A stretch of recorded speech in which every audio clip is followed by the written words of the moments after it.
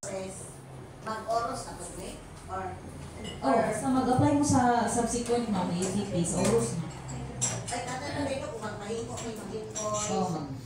So, kada mag-change o printing, dahil na po na siya na section sa oros, say mo na yan. Diretso lang sa oros, ma'am. Bumili lang ng printing press, di ba, no? Yes, ma'am. Okay, lang sa mobile. Pero dapat naalam na yung printing press na identity. Oo. Okay, dapat accredited siya sa BR. Okay, hindi na siya mabasa sa system kung di accredited ang printing press.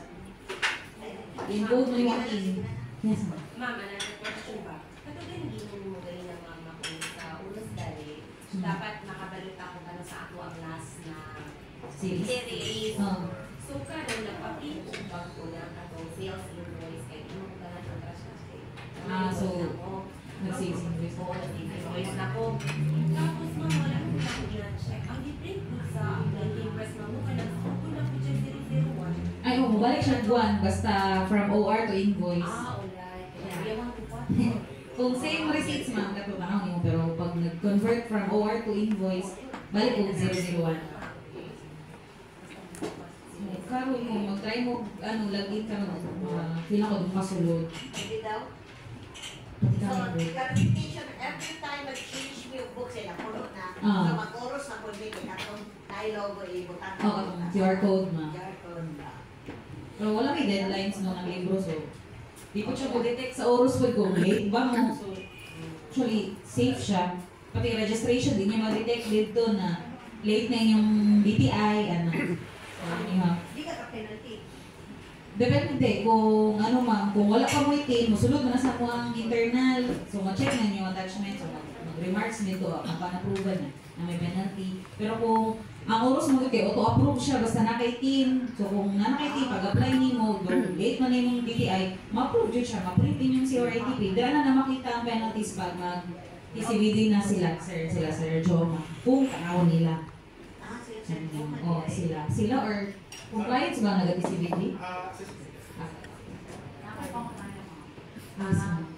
Ang mga first company, actually, intentionally, close naman tayo, change it to corporation. That is from sole proprietorship to corporation. Now, ang among sole na i-branch sila. Karon, the close ng business permit nila, hindi ma-close ang hindi ma-close, kasi tawagan yung retirement. Hindi ma-retire ako ang team number kay sa sole proprietorship, kaya kamong Cebu branch, nasa yung problema nito nga, hindi nila makuha nga, nalitar ng business permit, pero ang kasi, ano ba na dito, sir? Ang branch mo is 001 siya sa inyong main na 001. Yes. Meaning that is registered under your name. Yes. Branch dito, Naliyan, Apa ang rin mag-open or change na yung core. Hindi ma-close ang main.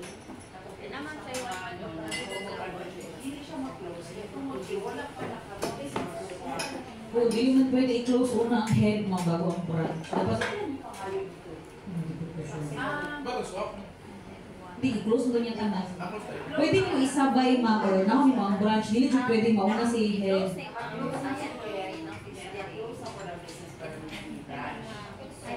So mag-process mo dito. PCL ba na? Ang ginamisyo sa talo siya. PCL. Ang BIR, hindi niya mag-retire, pero close ako business permit. Ang katulad yung BIR, ang problema, hindi nila mag-retire because nagpakabot sila sa Cebu na I-clarify sa mga kung sa itong kulang na requirement sa Cebu para mag-close siya. Okay. Clarify lang na kami. Masignain mo unpaid. Naka-consolidate mo process or lahi? Dili, walang open case mo consolidate. Dili siya nakuha. Dili, sure mo, okay. Tanaw mo na na kung active pa itong Cebu, dili mo pwede mo close dili kay. Wala ko nang sira. Ay, pero sa bureau nga, sa BIR. Lima ng business permit sa Dapat cancel, dyan nakabutang sa mga... Okay. Dili mo kumawala sa mong pangalan ang sa head. Hindi mo maka-issue.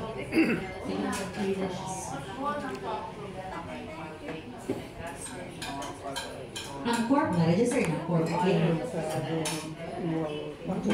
Kaso lang, kailan na lang sa animo ka kung hindi. Hindi pa rin mo hindi, zero lang. Hindi ko ba niya ma-close date? Dili, i-close na rin yung doon. Pero di pa man niya ma-close ang dili, open pa man ang yung mga taxes dili, ano naman niya ba? May transaction, zero,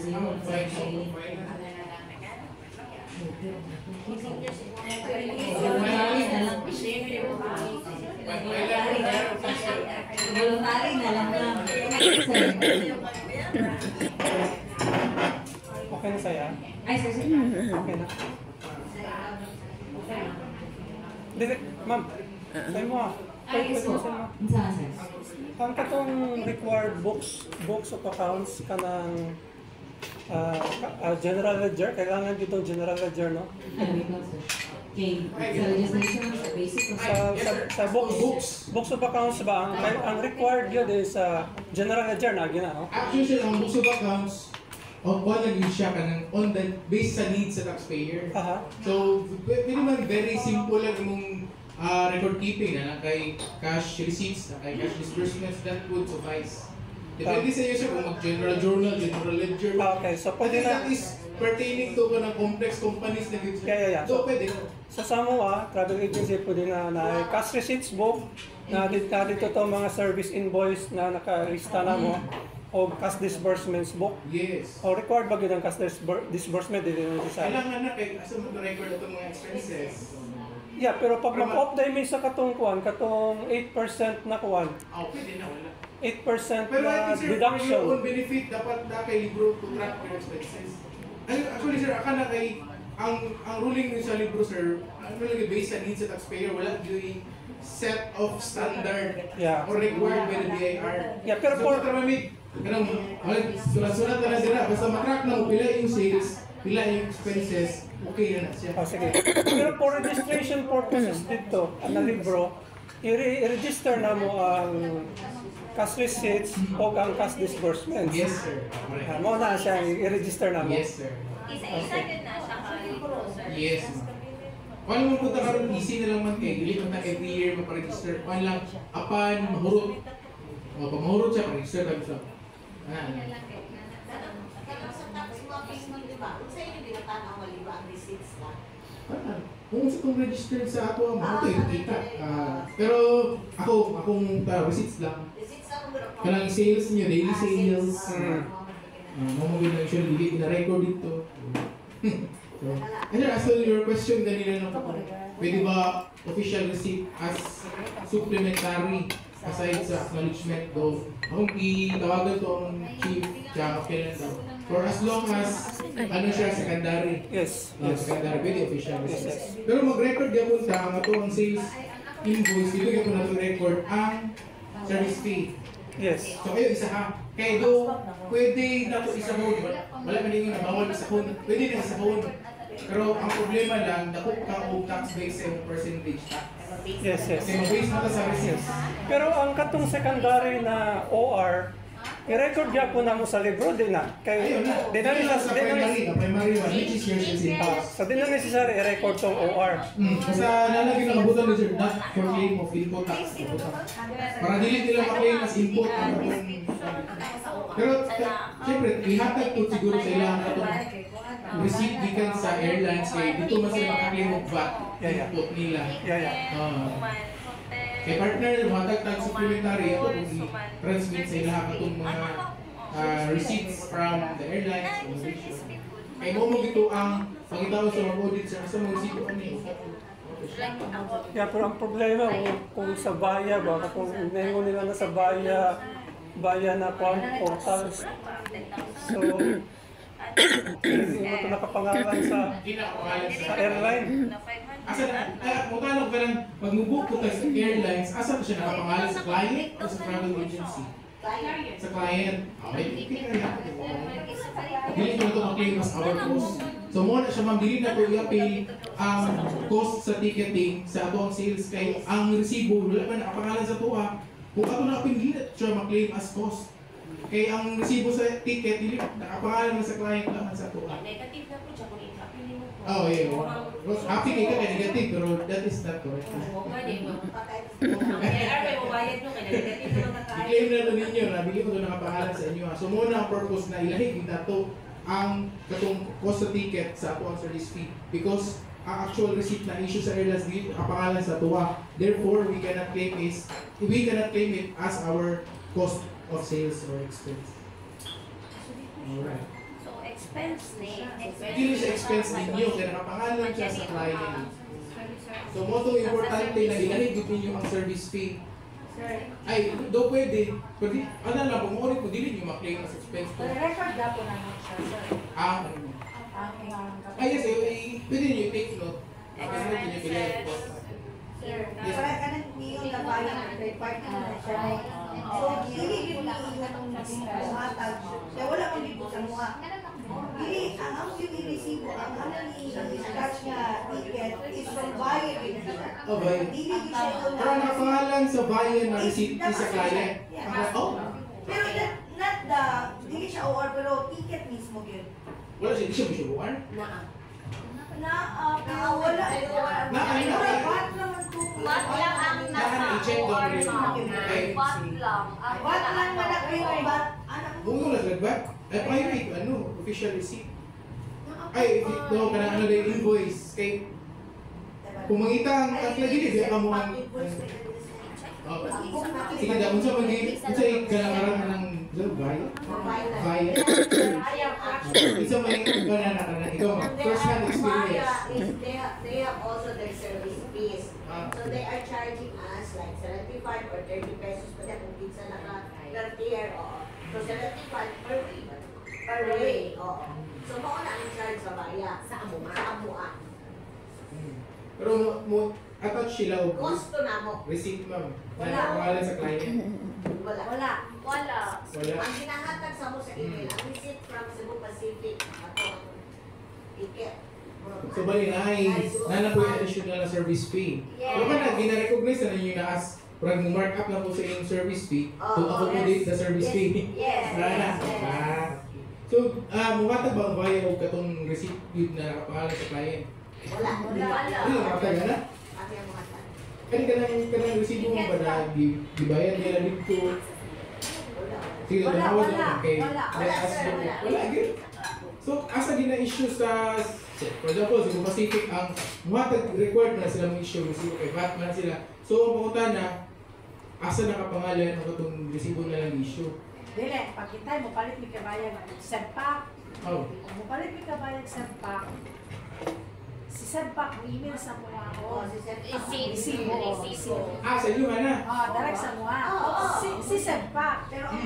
Pero si Pan, ang uban, Pero, wala ka receive kay Pan. wala resibo? Pero, ako na ang resibo mo, hatag mo siya resibo. Dili sa bayan. Sa bayan. Kanani ang yung manahan mo sa bayan. Ay, wala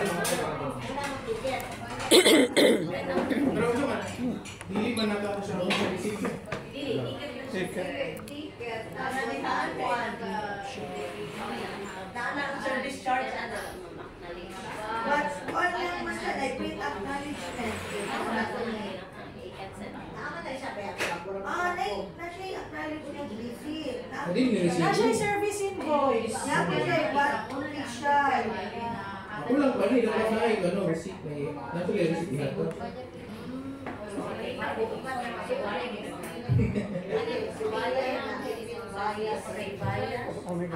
Though, katong tutong practice ko sa na isa mo ninyo isa ka resibo lang. Dili ko siya bawal. Pwede ka mo ito, pero you know na siya yung mga negative effects.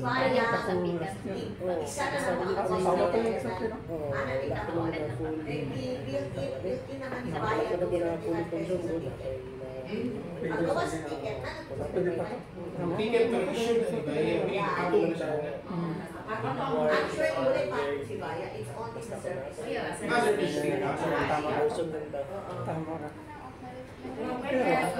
ang ano ng libro, ang kasbisibok, Sige doon, kailangan na itong i-dig-through ni kay sa pag-hinahatag na ultimate na hinahatag ni airline. Airline, kasi ang gano'n pag mag-mapping, ang kasbisibok, official receipt, matay mo na sila. Kung natasan mo sa alam. GL, sa mga kasbisibok, ano lang, sibo kong kasbisibok. Kaya mga ibang client o resibo ka sa aeroplano. Ticket lang. Ako ang resibo ang kailangan. Safe naman Ganit ko, ang resibo niyo include na ito. Ay, buko ticket. Kaya, pwede ang printable na resibo. Only siya. Kasbisibok ano? Ano na isa? Tulo na siya May po. morning booking ma'am. Get na ko na sa bayan. Only yung printable. Pero kung nakabuhat, kasi dapat na natin. Customer invoice. O yan, there's na pa yung sir, na pa yung bag, second picture. Ulinginan sa bayan. O bayan na, tulong. Ma'am, tama na rin. Kung valid ba siya computer generated. Yan po yung tulo na siya kakuandera. Karesibo ang isa kanino. Kaya sa ubus yun naman yung mga ano. Hindi pa man siguro yung nakakareport. Yung nakakareport. Urgent no pa man tayo kay murag na transition bang DIR ba na transition ba tanan sa ganyan ng exam unless kung mahurot mo yung service invoice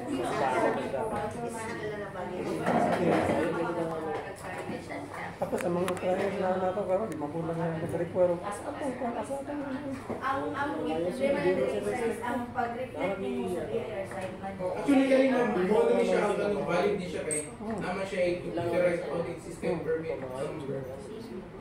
Valid niya siya na. Tulo ni siya kakuan. sa transition stage na to. Baka mo rin, bias. Secondary invoice pa. Ano naman ka ng primary ka ng yung dapat i-charge na mo ka ng katulong Yan, subject to VAT, ilan ang service fee hindi pa sila na na nagawa. Kaya 200 lang Tapos yun. pa ka ba? Ang cost nila, kung sila nagbubuhat. 200 lang ilang pa na. Service fee dito. Acknowledgement ang ibayad sa plaza. Customer invoice. Ako rin sa bayan nun, nagkatag sila ang acknowledgement receipt. Naka sila yung VAT official invoice. Customer invoice. A service At wala ni.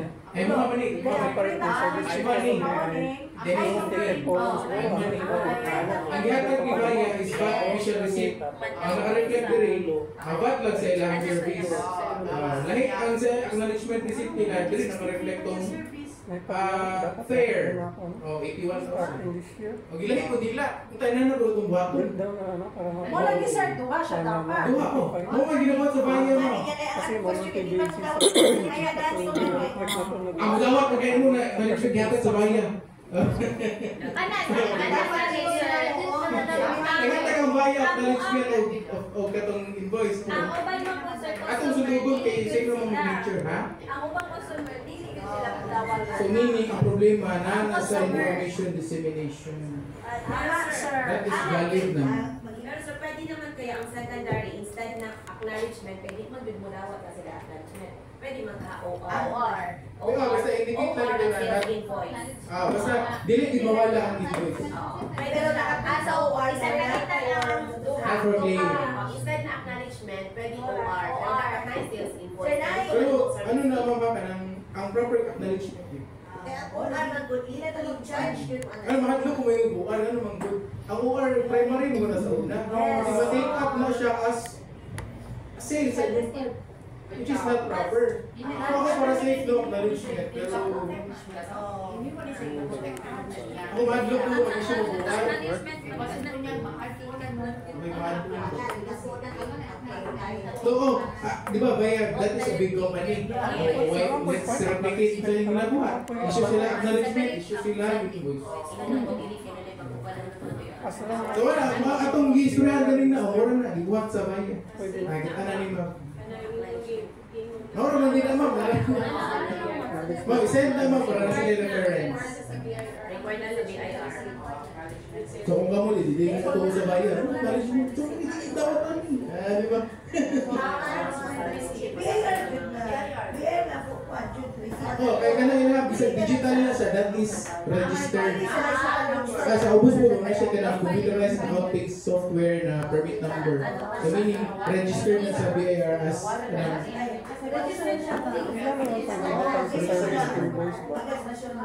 adi. Ayun naman, kaya naman nasa ubos naman yung mga serial number. Ang ticket nila sa Bataan sa bagay. I-refer ako dito sa acknowledgement. Kaya ako yung buwan ko na reference. So refer din yung kung OR nag-issue sa ano. Dapat ihatag mo din sila kasi lang wala pangalan. Ang customer invoice niya sir is 84,000. O naghatag niya kay Ay, sa ano naman sila? Sabukan sila sa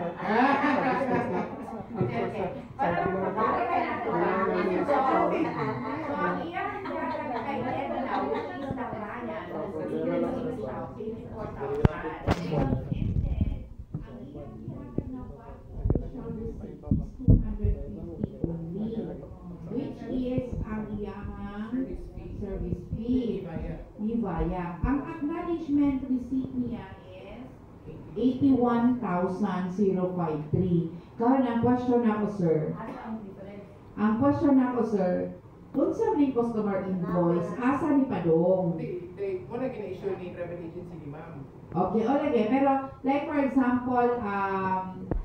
example, sir, katong question ni ma'am na dili mo daw ito gingan, no? So, asa ni mo sulod sa customer service, ang customer invoice? Sa iyang side, kato iyang story yun. Kaya dili man mo dawat ang iyang client o, ano, di ba, acknowledgement receipt. Now, nakita niya na nato diha, wala kay choice ha. Yung acknowledgement receipt, na siya VAT. Karon, ang total sa iyang VAT o acknowledgement receipt is only 81,250. Pero si VAT naghatag og 84,86. Si Baya. Pila yatag niya? Yatag sa iya, sir. So, client ako si Baya. Client na ako siya. Yatagan ako siya 84,000. Kaya mo yung gibayad na ko. So, that is the total amount that she paid to Baya. Now, 84,000. 84? Okay, 84. Now, ang resibo niya is 81,250. So, na-ay difference. Mo niya ako ipangutanan ni Moron. Ang bayad ko nag-issue 81 ang ma'am. 86, 84. Di ba, 84? Service fee. Ay, yan na. Di, 84 ang bayad ni mo kay Baya. That's why nagdatagan ka niya customer service. Na customer. Buta na to, ang net ani 84. 84 ang net. Pero imong gibayad sa iya 104? Dili, ang atong customer invoice yung motor. Yatag niya sa client. Di ba ka na customer? Wait. Basta customer is 84. Mo na gihatag sa inyo. Ah, mo na Ang sobra sa 81 versus 84. Service fee niya. Yes. Wrong trade.